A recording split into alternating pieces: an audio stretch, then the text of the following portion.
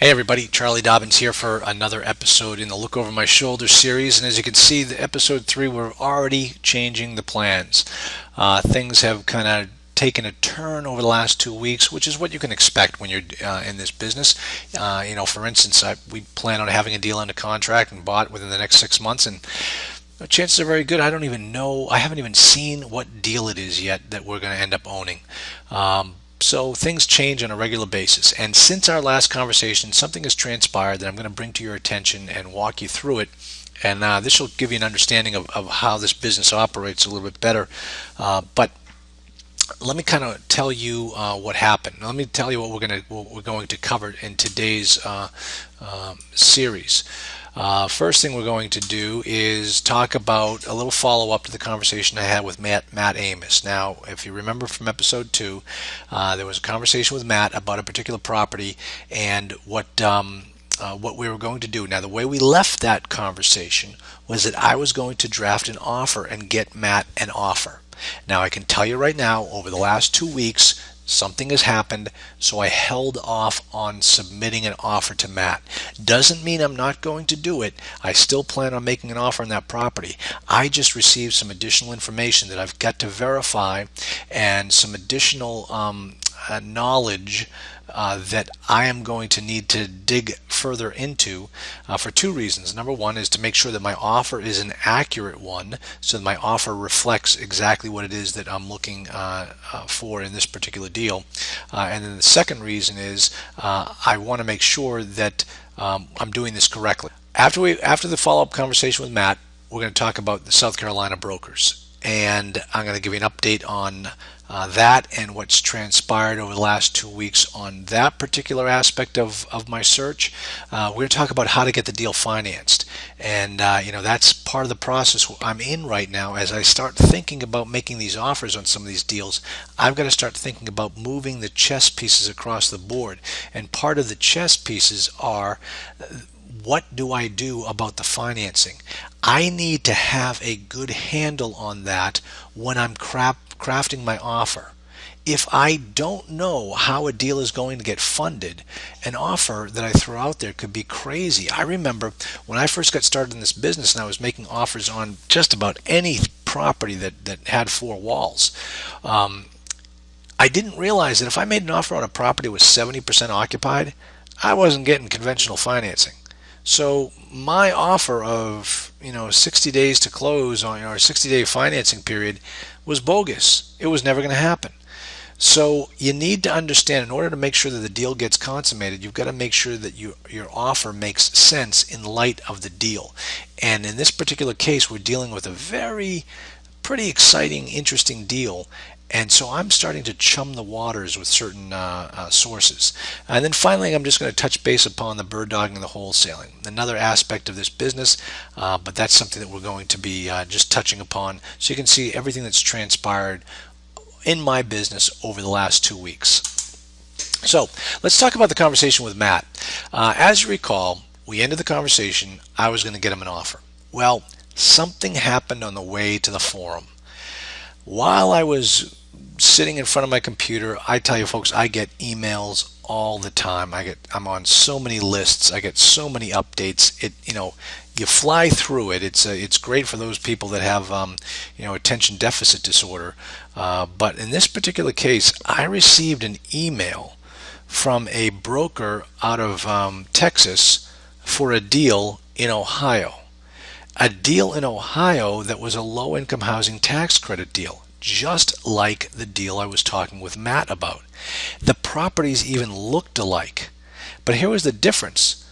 The Texas broker was showing 270 unit deal for a little over $7 million. And I was with Matt. My deal with Matt was a little over 200 units at $13 million.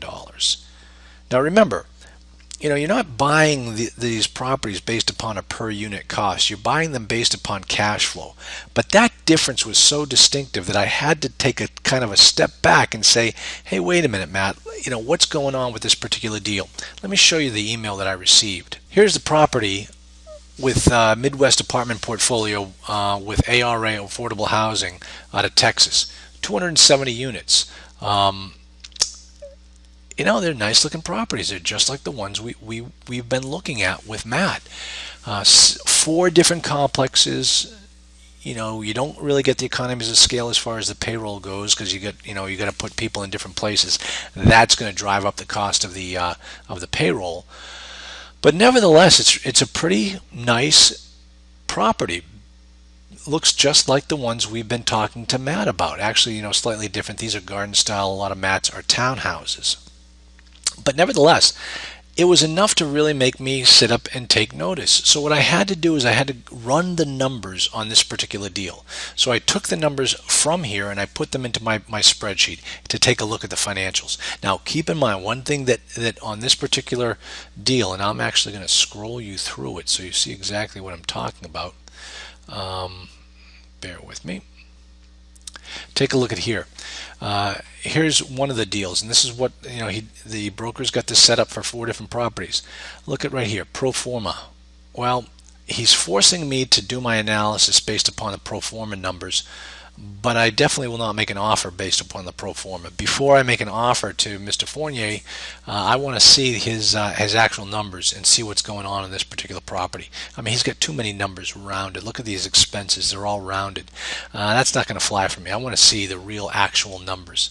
So I put the numbers into my spreadsheet, and here's what I came back with. Remember, if you all recall the cash flow analyzer, here's the cash flow analysis. I scroll down to the bottom here because I want to see these financial measurements. Look at it, it's got a 1.77 debt coverage ratio. That's unbelievable. That's fantastic. You're looking at about an 8 cap. Let me see if we do the where am I going? Down here in the cash and cash return before taxes is 19%. Holy cow. This is a smoking deal. Look at the double-digit numbers all the way through. Now the problem, a couple of issues with this particular deal. Number one is that I don't know where this property sits in the life cycle of the low-income housing tax credit program. The LIHTC programs are 15 years long. If this property is stuck in year 7, I'm going to have to stay in that program for the next 8 years before I can even request to take this property out of the program and take it to market, even if I'm allowed to do that. So because of that, I'm in kind of I look at these numbers, they have to be smoking because I can't increase the rents. The government is going to tell me what I can do with the rents, and that's a problem. So remember, these are based upon pro forma. I don't know where the property is in the program, but I do want to find out more. These numbers are very intriguing. So even though I am going to proceed with the offer with Matt, but I'm also going to proceed with an offer on this particular deal. So 2 weeks ago, I was just talking about one deal with Matt. Now I'm looking at 2 deals, the same type of deals. So this is now kind of gotten a little interesting. And over the next 2 weeks, I'm going to have more conversations with Mr. Fournier, the broker on this particular deal, to figure out what exactly it is that he's looking for. Now, just so you can see what I'm talking about, let's remember this one. This is our Matt Amos deal. Let me show you the financial measurements on this. 1.48 debt coverage ratio. Okay, that's a good debt coverage ratio, but look what happens. It jumps up to 2.12, and I'll tell you why if you don't remember. Then we've got down here the cash on cash return, kind of lame, kind of mediocre, but still solid in the first year. Okay, not all that great. Then it goes crazy. Then we start to see the thing take off. And that's because in the second year, we can start going up on the rents. Look what happens to the income. You go from 2.1 to 2.5 to 2.6 to 2.7 because we've now taken this property out of the LIHTC program. You've hit year 15, and now we're going to start getting into the market on this particular property. So I need a little bit more analysis, need to dig down a little bit deeper. Now, the other thing that you have to take into consideration is the fact that one of the reasons why I held off on making the offer with Matt is it turns out if I'm going to take this property out of the program, it's not as easy as Matt made it sound. Okay, remember how we spoke and Matt said, oh yeah, well, you're in your year 15. All you have to do is apply with the state, and then once they can't find anybody at that qualified commitment letter price, then you just get to take that property and take it to market. It's not that easy. You still have to request permission from the state. The state is going to ask you for your second born. Okay, so I want to know what the state's going to ask for, and I'm going to request all of that information be in the purchase and sale agreement so that I know I can get all this stuff from the existing owner in order to take it out of this program. So, here's more of that chess pieces, the moving of the chess pieces across the table. I've got to make sure that I know what it is that I need so that I can ask the current owner for it, because if I can't get it from the current owner, I can't take this out of the program. If I can't take it out of the program, I'm not looking at these great numbers. That David Fournier property looks a lot better. So those are some of the things. Let me just kind of give you an example of this.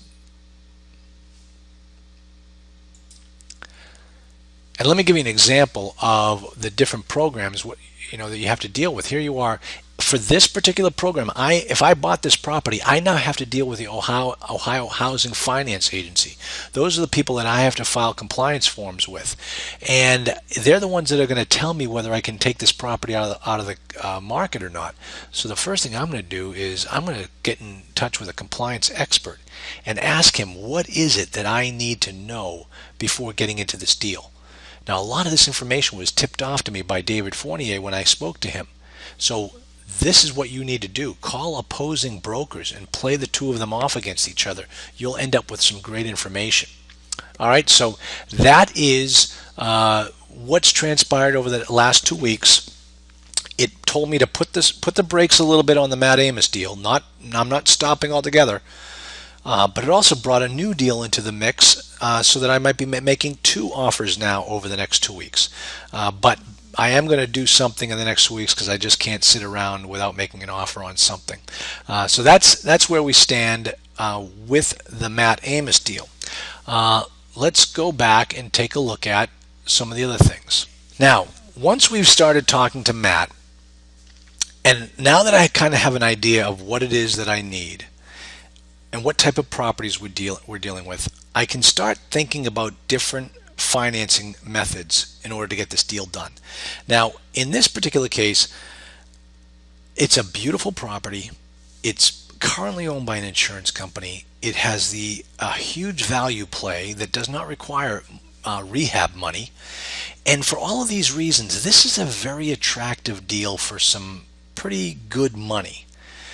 So what I'm going to do is contact a gentleman whose company specializes in debt equity arrangements. Okay, that means that he will go out and source the debt, probably find an 80% loan to value mortgage, and then he will go and he will source some equity and create an equity stack above that 80%, where he could actually get to 90, and he told me on the phone as much as 95% of the deal if they really like it.